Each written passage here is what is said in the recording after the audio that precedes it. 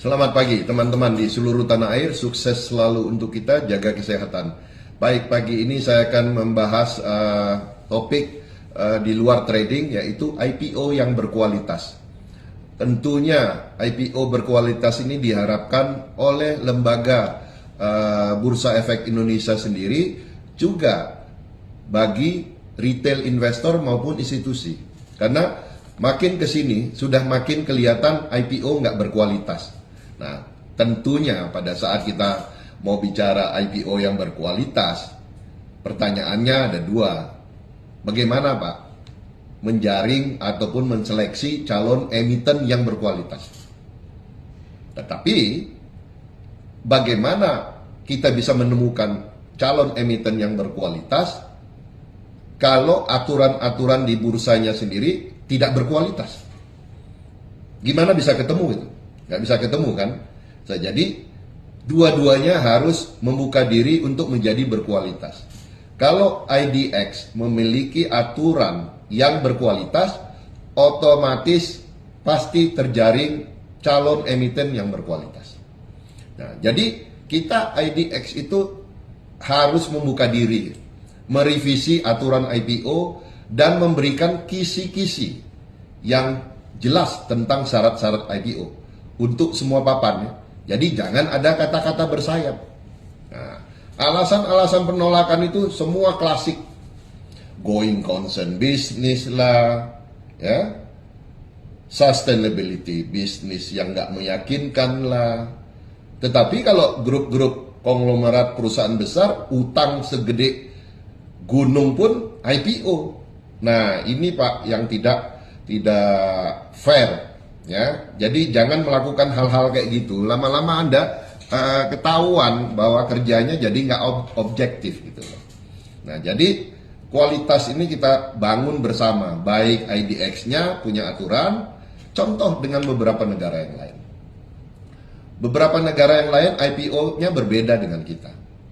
Dan benar-benar mendukung mulai dari papan small medium enterprise, untuk UMKM, semua jelas.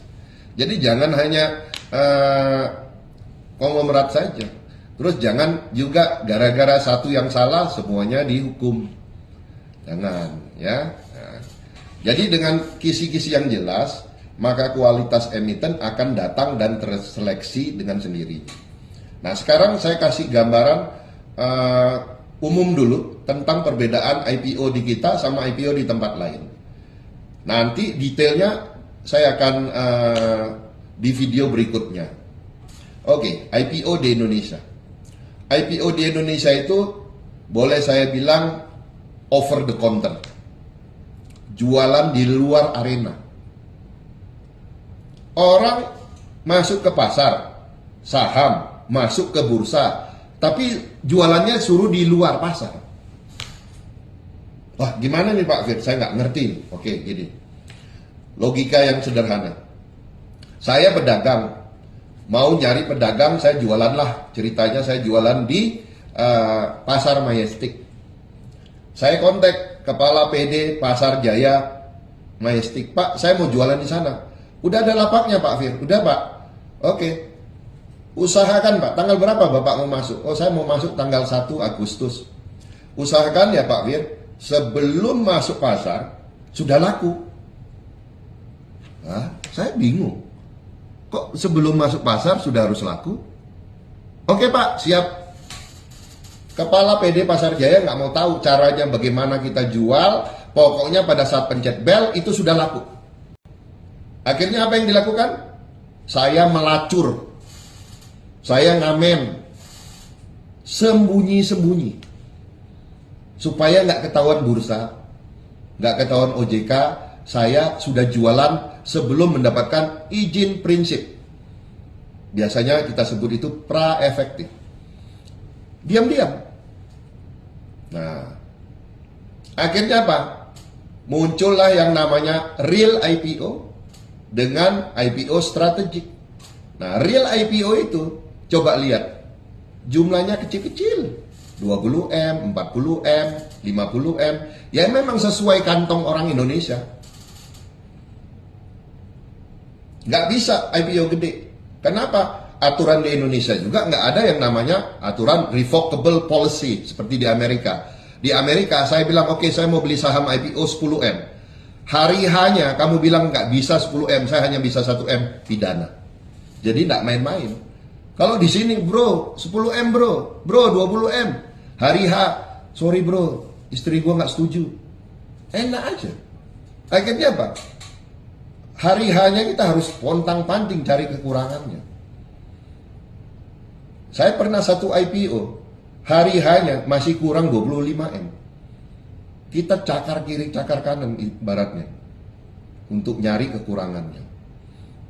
Nah, akhirnya apa? Pakailah real IPO, kecil-kecil aja. Habis itu setelah IPO baru digoreng. Digoreng naik ke atas, dibanting. Korban siapa? Retail. Ya. Retail juga nggak pintar-pintar juga, mau aja kayak gitu. Ya.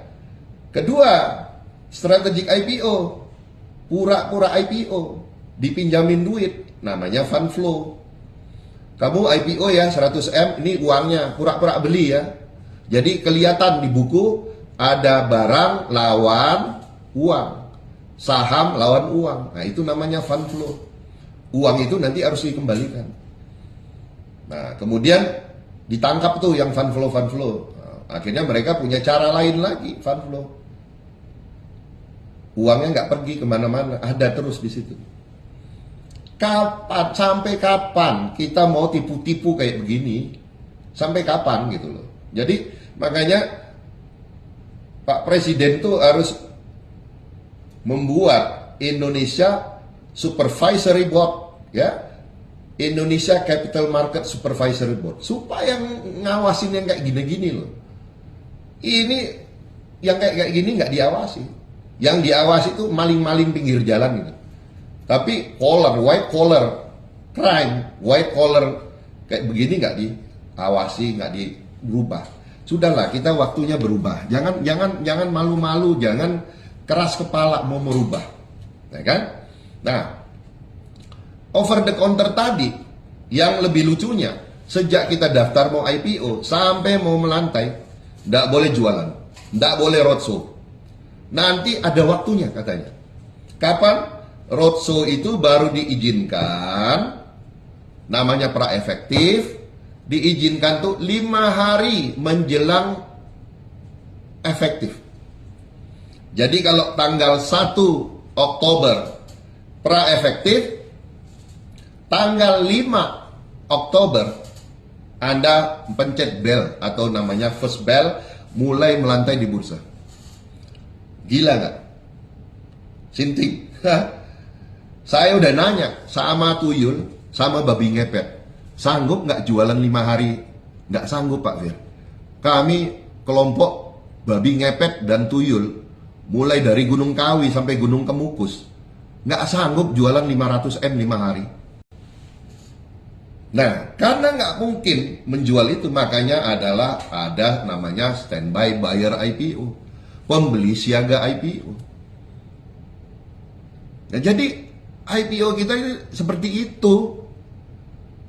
Kenapa nggak balik ke zaman dulu? Ke zaman dulu itu waktu masih Bapepam, ada istilahnya kontrak pendahuluan, dan itu yang sekarang dipakai di Malaysia. Dipakai di Malaysia kontrak pendahuluan. Gimana tuh Pak? Oke, semua perusahaan yang mau IPO langsung jadi perusahaan TBK. Setelah menjadi perusahaan TBK, Anda boleh compliance mengikuti aturan bursa, mulai bisa roadshow. Jualan berapa? 500M. Tergantung lakunya berapa lama. Umpamanya 6 bulan laku, Pak saya udah dapat nih 500M, lapor bursa. Oke, bursa cek lagi, lihat compliance-nya, cocok, sesuai, pencet bel. Malaysia meniru kita. Kita bikin aturan baru yang nggak masuk akal. Oke, di seluruh dunia IPO yang modelnya kayak Malaysia tadi. Karena tadi di sana mereka juga sudah kontak, babi ngepet juga ternyata nggak bisa. Daripada IPO tipu-tipu, daripada IPO main belakang, lebih baik kita buka yang jelas. Oke? Itu saja dari saya. Tunggu video berikutnya yang lebih detail lagi. Sukses selalu untuk kita. Happy cuan konsisten. Selamat pagi teman-teman di seluruh tanah air. Sukses selalu untuk kita. Jaga kesehatan. Baik, pagi ini saya akan membahas tentang apakah kita bisa membuat bursa tandingan ataupun bursa efek selain bursa efek Indonesia. Jawabnya bisa. Kenapa? Karena sekarang sudah banyak negara-negara yang memberikan license untuk menjadi exchange. Gak usah jauh-jauh di Labuan, Malaysia. Di Labuan, Malaysia kita udah bisa daftar sebagai exchange. Dan saya sedang masuk dalam proses itu mendaftarkan Fair Stock Exchange. Nah, jadi bursa yang saya mau buat, bursa saham rasa kripto. Wah, gimana nih Pak? Seru dong, seru. Nanti semua UMKM boleh melantai di bursa. Kemudian prosesnya juga tidak sesulit seperti yang dilakukan di Bursa Efek Indonesia. Compliance-nya tetap, compliance-nya di atas segalanya compliance, tetapi dimudahkan.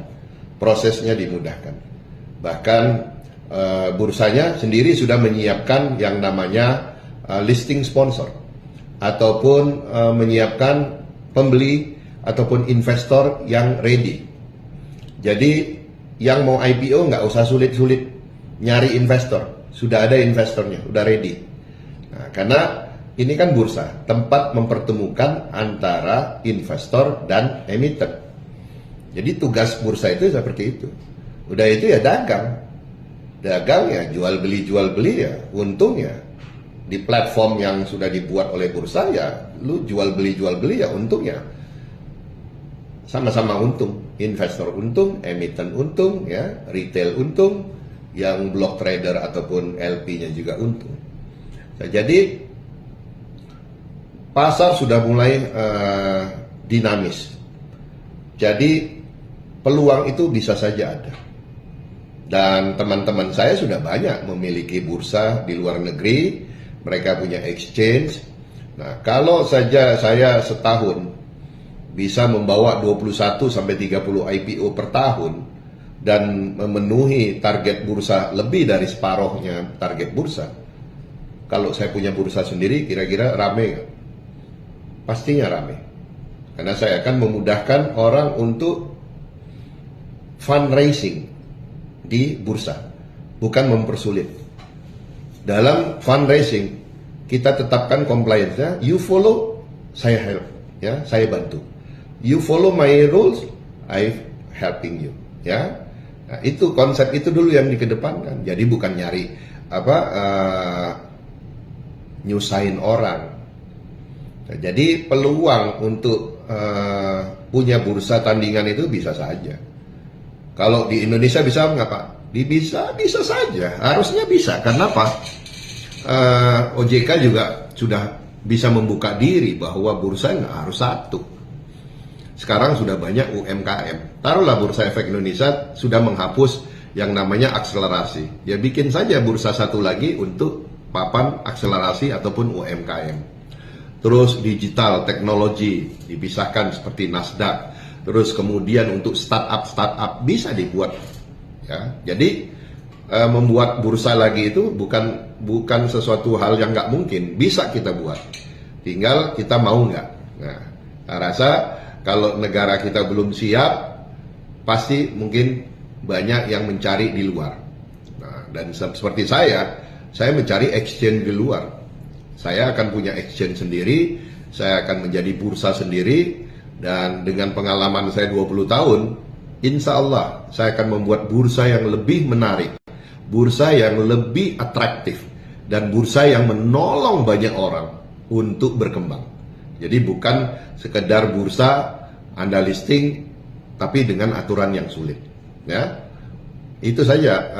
Doakan saja teman-teman, insya Allah bursa ini selesai dan Anda yang punya warung Padang, warteg, terus kemudian warung soto sudah bisa IPO. Ya, Anda sudah bisa racing mulai dari mezzanine floor. Dengan mezzanine floor itu mulai dengan 30M, sampai ratusan miliar, sampai triliunan.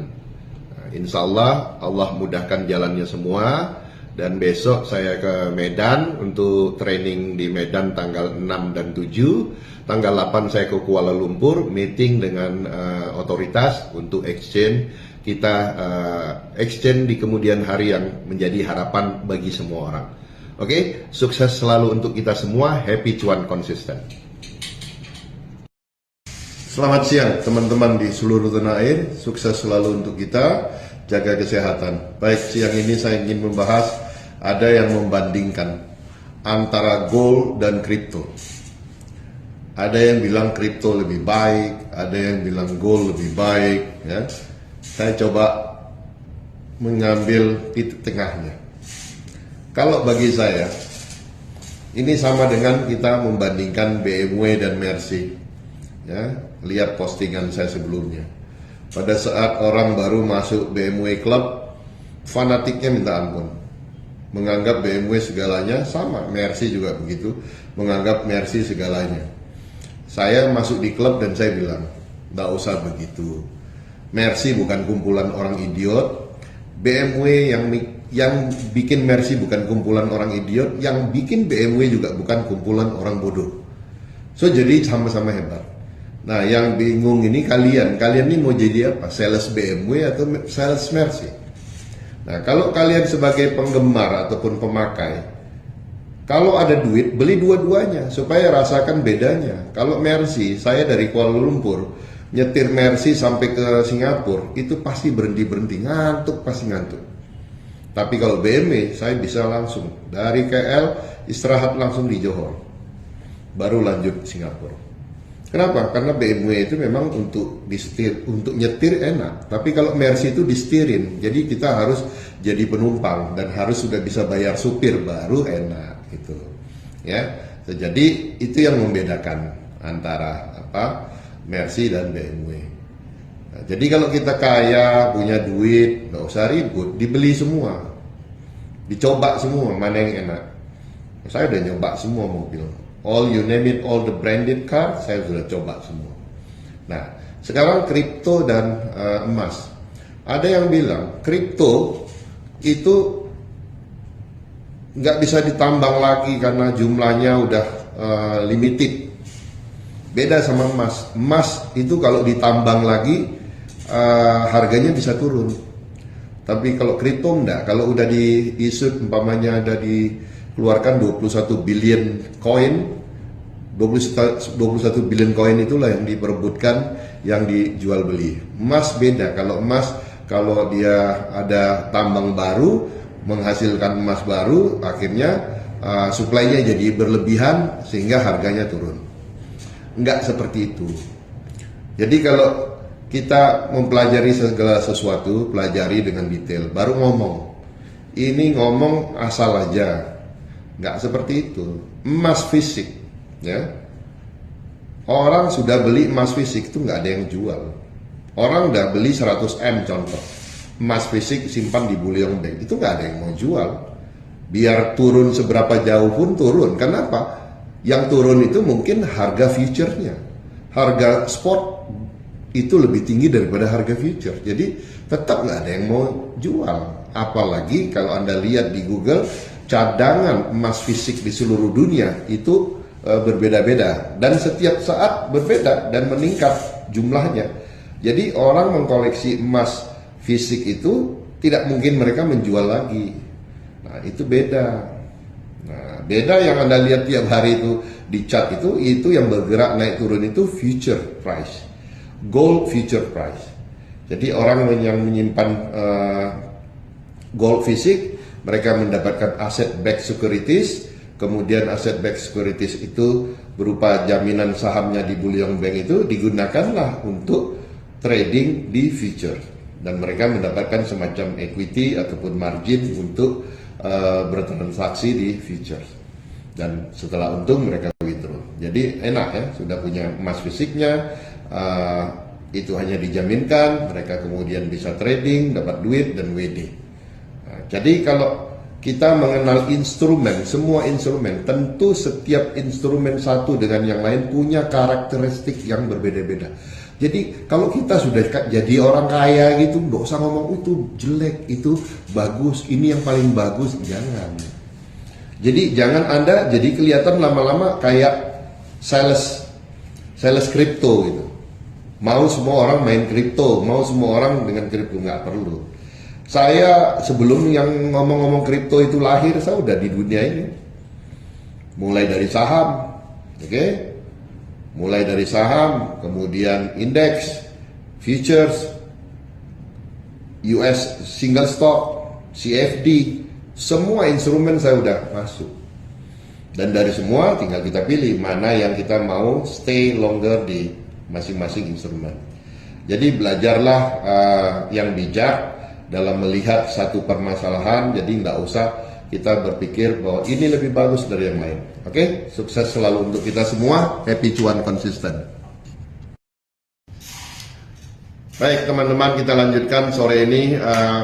Lagi hujan, jadi mau pulang juga masih macet, jadi saya tunggu macet sambil ngevlog aja.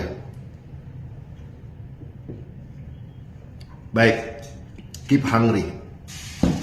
Apa maksudnya keep hungry? Selalu hungry for knowledge, hungry for inspiration, hungry, segalanya hungry. Artinya apa? Kita tidak cepat puas terhadap satu pencapaian. Ini yang banyak membuat orang gagal. Kenapa? Pada saat dia sudah bisa trading, baru mulai bisa trading dan sudah merasa oke, saya udah bisa dapat 50 juta sebulan, 100 juta sebulan, mulai udah nggak mau belajar lagi, merasa bahwa ilmunya itu sudah cukup. Akhirnya apa? MC. Begitu MC, mulai cari ilmu lain lagi. Jangan. Kalau Anda sudah untung 50 juta, 100 juta, Anda perdalam. Di mana? Betul dan tidaknya apa yang Anda lakukan. Sehingga Anda bisa tahu, oh, saya untung sebulan ini 50 juta selama 3 bulan berturut-turut. Artinya ini saya punya skill. Dan kalau Anda bisa melakukan satu habit baru selama 3 bulan berturut-turut dan menjadi untung terus, berarti habit itu sudah melekat pada diri Anda. Ya, kalau sudah seperti itu, Anda tinggal teruskan aja, pertahankan aja. Kalau sudah bisa untung 50 juta, 100 juta sebulan, tinggal perbanyak akunnya. Jadi kalau ada 10 akun, berarti sebulan bisa 500 juta. Jangan 50 juta mau dikembangkan jadi 500 juta dalam satu akun. Nah, itu nekat namanya ya. Nah, kalau kita keep hungry, kita akan haus terhadap ilmu baru, haus terhadap apa yang mau kita pelajari. Nah, ini banyak tidak. Saya buat berapa punya murid, banyak sudah merasa pintar, nggak mau belajar lagi. Bahkan mungkin nggak mau ketemu guru lagi lah, sudahlah, sudah cukup. Nggak bisa seperti itu. Orang pintar itu bagus, tapi kalau orang merasa pintar, lama-lama dia akan merugi sendiri dari ilmunya tadi. Kalau industri trading itu dinamis, kita juga harus berpikirnya dinamis. Jangan kita berpikir statis. Kalau kita berpikir statis, kita nggak akan bisa mengejar kedinamisan daripada industri itu. Akhirnya apa? Nanti lama-lama ilmu kita ternyata itu udah nggak pakai lagi. Ilmu kita ternyata udah nggak valid lagi dengan kondisi pasar yang ada. Ya, so jadi itu pesan saya, bukan hanya di dunia trading kita, di dunia kehidupan nyata juga seperti itu. Kalau kamu merasa kamu sudah paling hebat, nggak pernah mau belajar lagi, nggak pernah mau was-was ataupun hati-hati terhadap pergerakan kompetitor Anda, akhirnya Anda akan dilibas oleh kompetitor Anda. So, jadi dalam hidup ini tetap selalu harus keep hungry, ya, haus, ya, keep hungry, keep thirsty, keep lapar, selalu lapar, haus, lapar terhadap ilmu, terhadap apa saja. Sehingga kita selalu akan update dengan ilmu-ilmu yang ada, ya. Jadi keep hungry, tetap lapar, keep thirsty, tetap haus terhadap apa yang kita dapat. Jangan cepat puas dengan pencapaian. Beda, puas dengan pencapaian dengan syukur itu beda, ya. Jadi nanti kita lanjutkan di video kita yang lanjut lagi tentang inspirasi-inspirasi dalam trading kita. Oke, happy cuan konsisten.